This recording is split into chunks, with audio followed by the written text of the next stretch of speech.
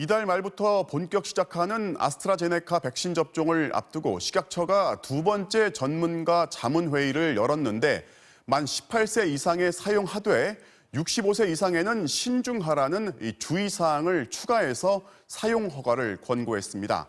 백신의 안전성에는 문제가 없지만 65세 이상 접종에 더 신중하라는 취지입니다. 이어서 박진주 기자입니다.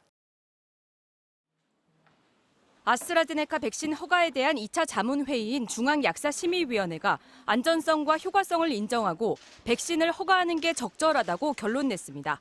1차 검증 자문단의 권고와 동일하게 만 18세 이상을 대상으로 4주에서 12주 간격으로 2회 접종하는 방식입니다. 또 현재 진행 중인 임상시험 결과를 제출하라는 조건도 똑같이 붙였습니다. 다만 만 65세 이상 고령자의 접종에 대해선 좀 달라졌습니다.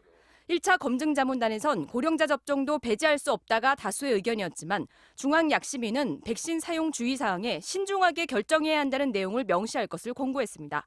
안전성엔 문제가 없지만 아직 고령자 접종 효과에 대한 임상 자료가 충분하지 않은 만큼 현장에선 신중히 판단하고 사용하라는 겁니다.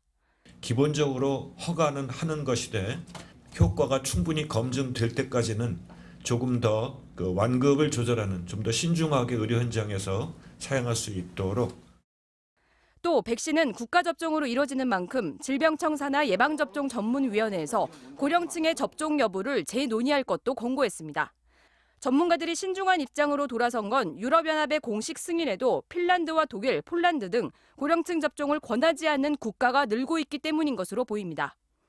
질병청은 식약처의 최종 허가가 나면 예방접종심의위원회의 심의를 거쳐 고령층에 대한 백신 접종 계획을 확정할 예정이라고 밝혔습니다.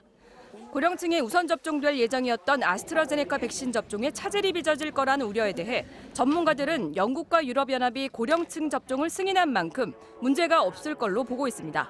영국에서 충분한 데이터가 나와서 이미 효과에 대한 어느 정도 근거가 확보된 상태에서 접종을 시작할 수 있을 것 같거든요. 그래서 저는 큰 문제가 아니라고 생각합니다.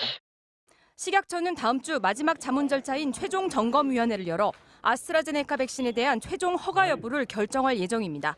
MBC 뉴스 박진주입니다.